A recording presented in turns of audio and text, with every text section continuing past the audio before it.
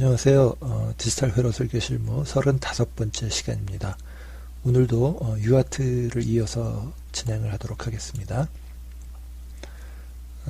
지난 시간까지 이제 그 UART에서 멀티바이트 패킷에 대한 송신 회로를 ASCII 코드를 활용을 해서 송신하는 부분을 이제 같이 살펴봤는데요. 오늘은 이제 그 멀티바이트 패킷에 대한 수신, 그거를 또 이제 실제 설계 과정을 저랑 같이 살펴보도록 하겠습니다. 제가 사실 이 강의를 하는 가장 큰 목적은 단순히 베를로그 HDL 문법을 알려드리거나 또는 비바도 툴 사용법만을 전달하기 위한 그게 목적이 아니고요. 제가 디지털 회로 설계를 하면서 경험했었던 것들, 사실 베를로그 HDL 문법 자체는 상당히 간단해요. C처럼 깊이 들어가서 복잡해지는 이런 거는 사실 별로 없고, 디지털 회로 설계적인 감각이 있으면 베를로그 HDL 문법 가지고 문법을 간단하게 익혀서 그 다음에 이제 나머지는 디지털 회로 설계에 대한 노하우가 결국은 이제 회로 설계를 잘 하느냐 못하느냐가 결정되는 포인트가 되겠습니다. 죄송합니다. 그래서 오늘도 멀티바이트 패킷 수신 회로에서 수신을 위한 조건들을 살펴보고, 그 다음에 그 조건들로부터 어떻게 또 그 데이터를 잘 캐치하기 위해서 필요한 내부 중간 단계의 신호들은 어떤 것이 필요하고, 또 그것들을 어떻게 정의하고, 그래서 결국 어떻게 설계하느냐, 그리고 설계할 때 어떤 점들을 고려해야 할 것이냐, 이런 것 중심으로 실제 설계에, 디지털 회로 설계에 필요한 노하우 중심으로 같이 살펴보도록 하겠습니다. 그리고 다시 강조드리지만 제 강의를 들으시다가 이 정도면 여기서부터는 내가 한번 해볼 수 있겠다 싶으면 그 상태에서 동영상 강의를 멈춰 주시고 직접 그 단계에서부터 코딩을 하셔서 시뮬레이션까지 진행을 하셔서 스스로 한번 해보시는 것을 권해드리고 싶어요. 그렇게 해서 가급적이면 초기 단계에서 전체적인 입력들에 대한 조건, 그리고 출력이 어떤 것인지에 대해서 계략적으로 소개되어진 부분서부터 여러분들이 직접 하실 수 있게 된다면 그게 곧 여러분들의 회로 설계 능력이 되는 거죠. 그렇게 하고 난 다음에 여러분들이 직접 도전하셔서 한번 해보시고 나서 그 다음에 제 강의를 한번 보시면서 제가 짠 코드는 어떤 식으로 디자인을 했는지 한번 비교해 보시는 것도 좋을 것 같아요. 제가 제시해드리는 베를로그 HDL 코드도 정답이라고 할 수는 없어요. 제가 경험한 저의 수준, 저의 한계, 또는 제가 미처 이 강의 준비하면서 고려하지 못한 어떤 그런 부분들이 있다면 그런 것들이 그대로 제가 제시해드리는 코드에 나타날 거예요. 그래서 지난번에도 Finite State Machine에 대해서 어느 분이 제가 제시했던 것에서 오류가 있다, 그걸 이제 피드백을 해주셨는데, 혹시 여러분들도 제 강의 들으시면서 여러분들이 해보시고 이거는 좀 개선의 여지가 있다, 그런 부분이 있다면 저한테 알려주시기 바랍니다. 예, 지금까지 설계한 UART 테스트 회로를 먼저 잠깐 한번 리뷰를 해보겠습니다. 여기서부터 여기까지가 어떤 최소 한 바이트 단위의 패킷을 보내면 그 한 바이트를 복구해내는 부분이 요 내부가 되겠고요. 그 다음에 이제 멀티바이트에 대한 송신 부분을 지난주에 이 부분을 다뤘었죠. 그런데 크게 보면 이제 이쪽 부분이 송신부라고 할 수 있고 이쪽 부분이 수신부라고 할 수 있는데, 실제 통신에서는 송신부와 수신부 사이의 영역을 채널이라고 해요. 그래서 이제 무선 통신 같은 경우는 선이 없이 공기 대기가 채널이 되겠고, 그 유선통신 같은 경우는 케이블이 채널이 되겠습니다. 그래서 이 채널상에서 때로는 한 시스템 안에서도 서로 다른 보드 간에 통신이 필요할 때 선으로 연결하면 그것도 채널이 될 수가 있겠어요. 자, 그리고 체크 포인트는 그래서 이제 한 바이트를 RS232로 보내고, 그리고 수신된 또 한 바이트를 이렇게 이제 비교해 보는, 요게 이제 그 체크 포인트 1이라고 할 수 있고요. 그 다음에 이제 멀티바이트를 이렇게 보내서 어떤 내가 원하는 길이의 정보를 보내고 또 원하는 길이의 정보로 이렇게 이제 수신했을 때, 그것이 바이트 대 바이트가 아니라 인포메이션 대 인포메이션으로 이렇게 비교하는 것이 체크포인트 2가 되겠습니다. 그래서 우리가 계속 다루고 있는 4자리 BCD ASCII 코드에 대한 송수신 패킷의 값을 다시 한번 살펴보면, TMPD와 RMPD는 같은 개념으로 볼 수가 있죠. TMPD가 보낸 거라면 RMPD는 복구해낸 것이 되겠고, TXPD와 RXPD도 마찬가지가 되겠습니다.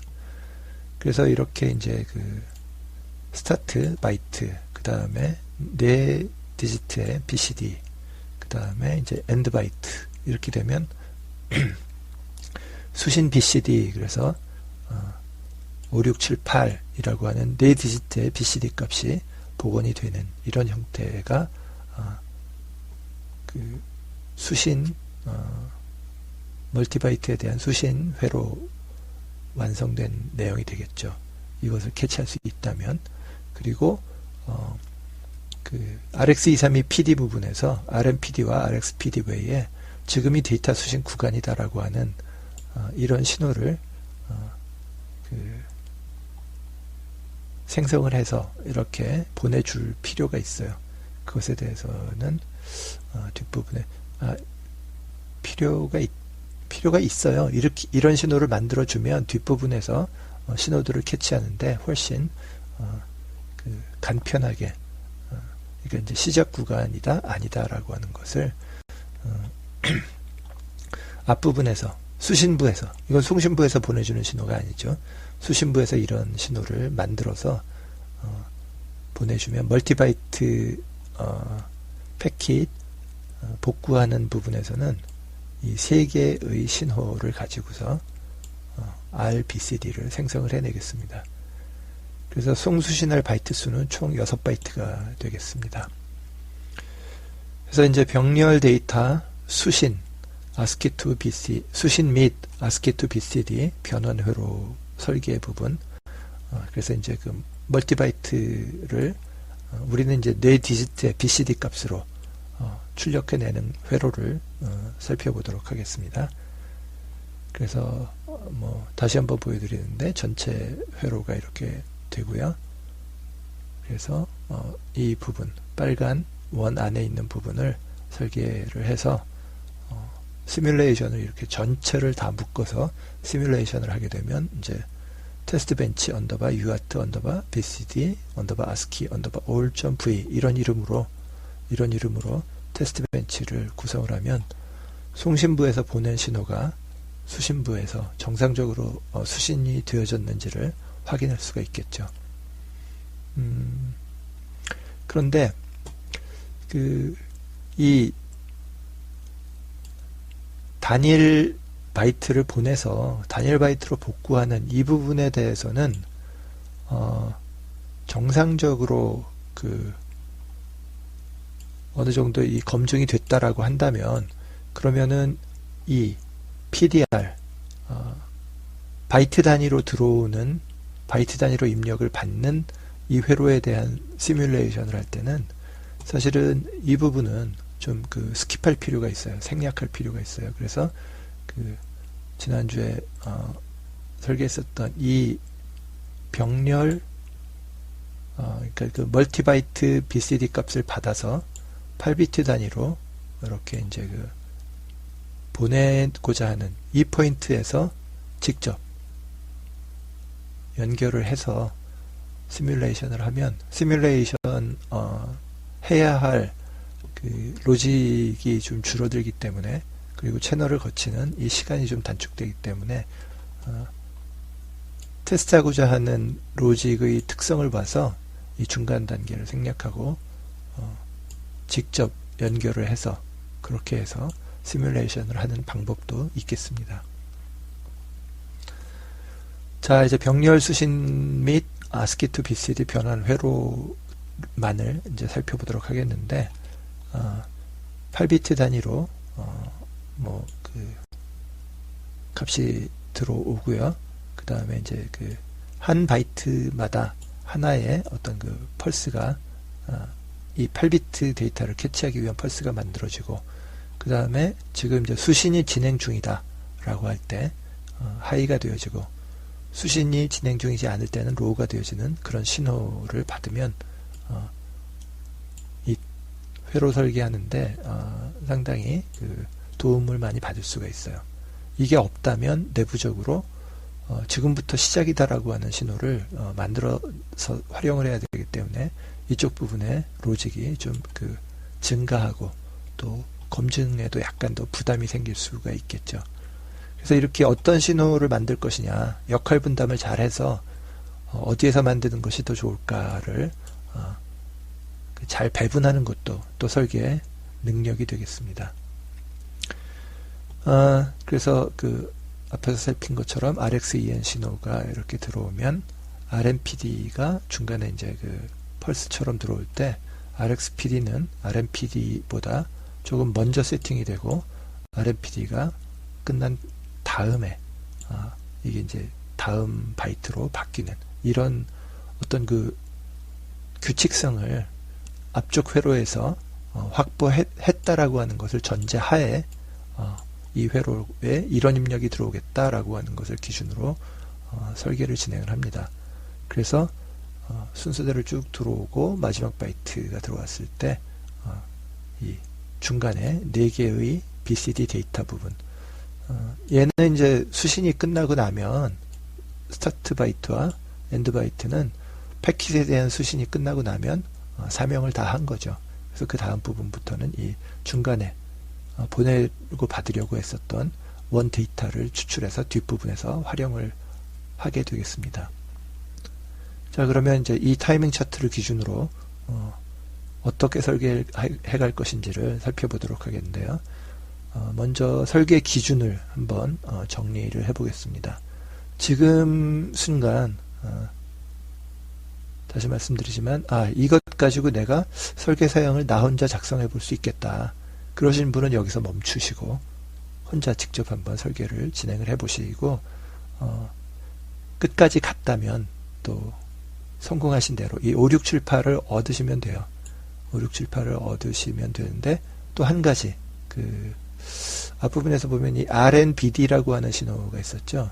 이거는 이제 이 뭐냐면 이 RBCD가 세팅이 됐다, 요것을 알려주고, 뒷부분에서 이게 이제 세팅이 됐으니까 얘가 하이인 동안에는 여기가 이제 RNBD 신호죠.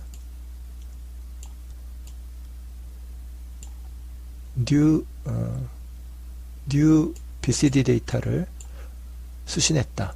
그래서 이제 RNBD라고 제가 이름을 지었는데, 이렇게 그 RBCD 값이 세팅이 되고 나서 펄스를 이렇게 이제 만들어주면 얘가 하이일 때 RBCD를 뒤에서 캐치해서 사용하면 되겠다라고 하는 것을 알려주기 위한 수신 BCD 멀티바이트 BCD 값에 대한 수신 레디 신호라고 볼 수 있어요.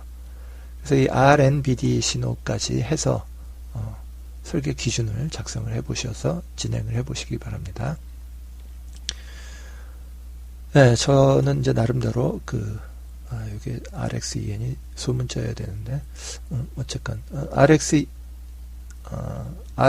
베를로그에서는 이게 대문자 소문자를 구분을 합니다. 그래서 반드시 요거를 RxEN이라고 해주셔야 돼요. 소문자로 신호 이름을 사용할 때. 그래서 RxEN의 하이 구간에서 여기서부터 여기까지 연산을 이제 수행한다. 그리고 RNPD의 라이징 엣지에서 RxPD를 체크한다. 뭐 캐치한다, 체크한다. 체크해서 캐치한다. 뭐 이런 의미가 되겠고요. 그 다음에 첫 바이트가 0x02인가 스타트 바이트인가를 이제 확인을 해야 되겠죠. 그래서 그렇다라고 하면 만약 0x02가 아니면 에러가 발생을 한 거라고 볼 수 있겠죠. 아니면 두 번째에서 다섯 번째 바이트가 숫자 값이면, 그러니까 여기서부터 여기까지가 네 바이트가 숫자 값이냐, 아스키 코드에서 숫자 값은 0x30서부터 0x39까지라고 말씀드렸죠. 우리가 지금은 이제 스타트 바이트와 엔드 바이트를 빼고는 나머지는 이제 BCD 값을 보내기 때문에 아스키 코드에서 30서부터 39 사이의 값이 들어와야 되겠습니다. 그래서 만일 숫자 값이 30에서 39 값이면 순서대로 이제 캐치를 하고, 만일 숫자 값이 아니면 에러 플래그를 1로 세팅을 해서 이번에 들어온 데이터는 수신할 수가 없다. 이렇게 해서 에러 플래그를 세팅해서 오류로 이제 보고를 해야 되겠죠. 그래서 이제 수신 데이터에 오류가 없고 여섯 번째 바이트 패턴이 0x03이면, 근데 이제 여기 수신 바이트에 오류가 없었어요. 그런데 얘가 0x03이 아니에요. 그렇다는 얘기는 얘만 오류인지 아니면 중간에도 오류가 발생했었는지 그거에 대해서 의심을 해봐야 돼요. 그래서 뭐 이건 이제 그 설계자가 결정해야 할 문제지만, 만일 여기가 BCD 코드가 숫자 값이 제대로 들어왔다. 그러면 정상적으로 보자. 얘가 오류가 발생했다 할지라도 정상적으로 보자 라고 하면 스타트 바이트가 들어오고 BCD가 여기까지 정상적으로 들어왔을 경우에 마지막 바이트가 불안하더라도 그냥 데이터로 인정해 주자 라고 결정을 하면 그게 설계 사양이 되는 거고요. 아니다, 중요한 데이터이기 때문에 만일 이게 이제 그 오류다라고 한다면, 그러면 이 데이터 전체를 무효화 시키자, 이렇게 이제 결정하는 것도 결국은 설계자가 시스템 설계를 할 때 사양을 어떻게 정하느냐, 이것을 결정을 해야 할 내용이 되겠습니다.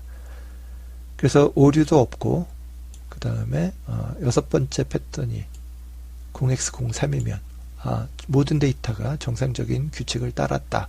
그랬을 때 이제 두 번째에서 다섯 번째 바이트로부터 수집한 값을 4디지트의 BCD 값으로 출력을 하게, 그렇게 하면 이제 모든 그 회로에 대한 동작이 마무리가 되겠습니다.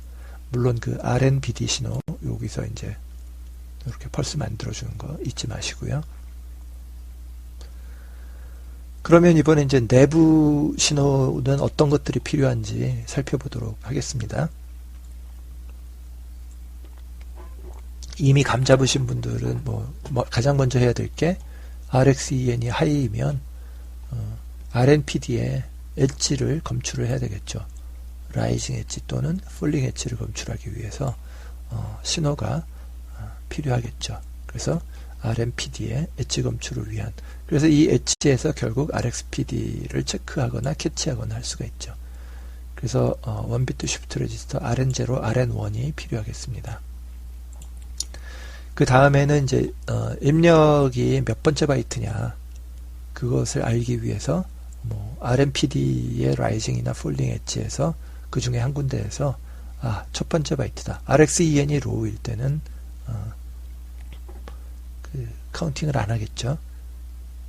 그래서 그 입력 바이트 수 카운팅을 위한 바이트 카운터.